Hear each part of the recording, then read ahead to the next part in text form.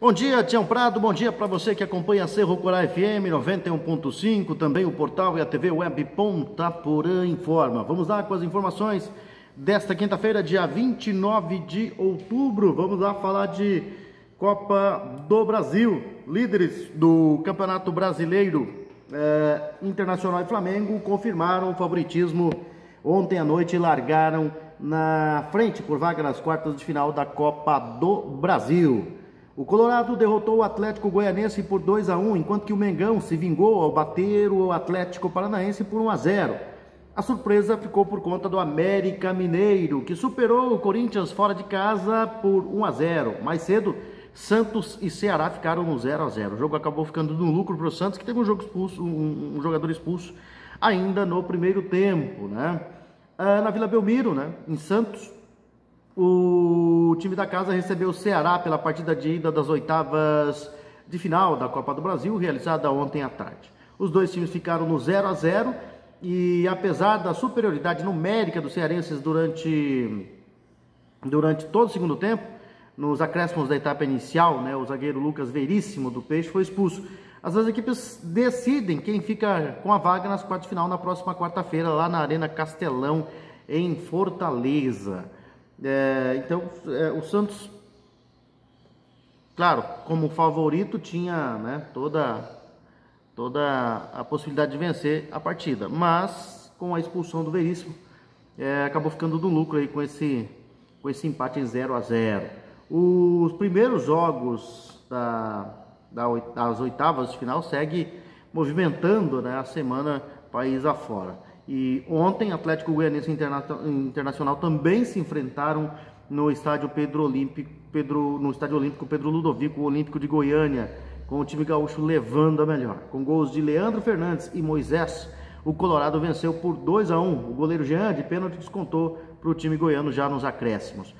Com o resultado, o Inter vai para o jogo da volta com a vantagem do empate para garantir a vaga na próxima fase. Já o Dragão precisa vencer por 2 gols de diferença para avançar. Se devolver o placar de ida, né, leva a decisão para os pênaltis. O jogo final está marcado para terça-feira que vem, às 20h30, no Beira-Rio, em Porto Alegre.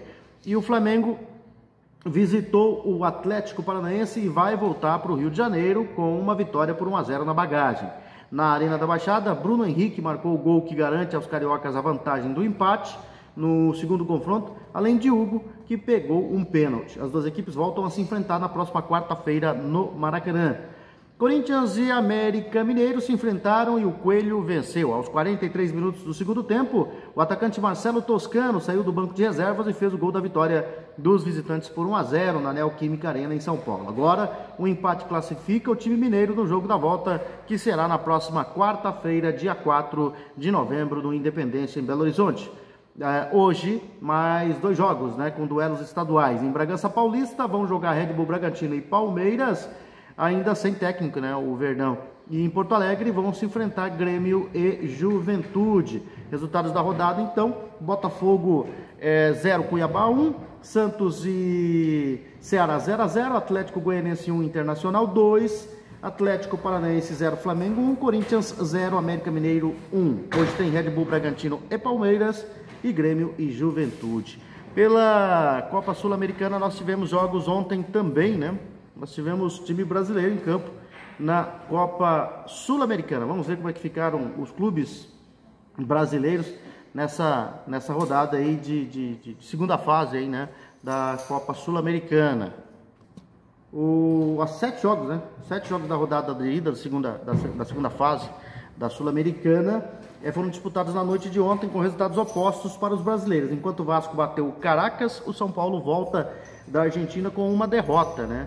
Jogando em São Januário, o Vasco bateu o Caracas por 1-0 com gol do Thiago Reis e joga pelo empate na partida de volta na Venezuela na próxima quarta-feira.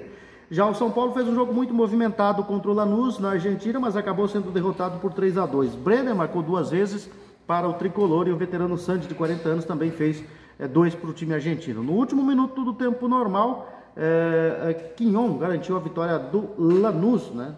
3-2. O jogo da volta vai ser na próxima quarta-feira no Morumbi e o São Paulo precisa de uma vitória por 1-0, 2-1 ou por 2 ou mais gols de diferença para avançar, né? Para avançar na próxima fase no tempo normal. Outro argentino que se deu bem foi o Defensa e Justiça, que visitou o Sportivo Luqueño lá em Luque, no Paraguai, e venceu por 2-1 de virada. O Vélez Sarsfield da Argentina não teve um bom resultado, né? A equipe de Buenos Aires recebeu o Peñarol no estádio José Amalfitani, né? E em um dos confrontos tradicionais da segunda fase não saiu do 0-0 com o time uruguaio.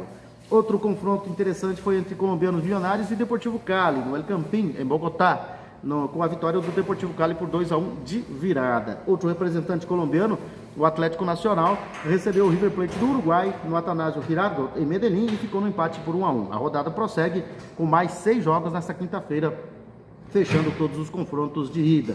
Então, resultados dessa primeira rodada aí: Audax Italiano do Chile 2, Bolívar 1, Sport Huancayo do Peru e Liverpool do Uruguai 1-1, União La Calera do Chile e Deportes Tolima da Colômbia 0-0, Fênix do Uruguai 3, Huachipato 1, o Atlético Nacional empatou em 1-1 com o River Plate do Uruguai, Lanús da Argentina 3, São Paulo 2, Sportivo Luqueño do Paraguai 1, Defensa e Justiça da Argentina 2, Milionários da Colômbia 1, Deportivo Cali 2, Vasco 1, Caracas da Venezuela 0, Vélez e Peñarol 0-0. Hoje tem Coquimbo Unido do Chile, Estudiantes de Mérida da Venezuela, Sol de América do Paraguai, Universidade Católica do Chile, União da Argentina e Emelec do Equador, Independiente da Argentina e Atlético Tucumã também da Argentina, Melgar do Peru e Bahia, e Plaza Colônia do Uruguai contra o Júnior Barranquilla da Colômbia, né? São os jogos desta semana da Copa Sul-Americana. São essas as informações, Tião Prado. Nós voltaremos, se Deus quiser, amanhã com mais informações esportivas aqui na Cerro Corá FM 91.5, também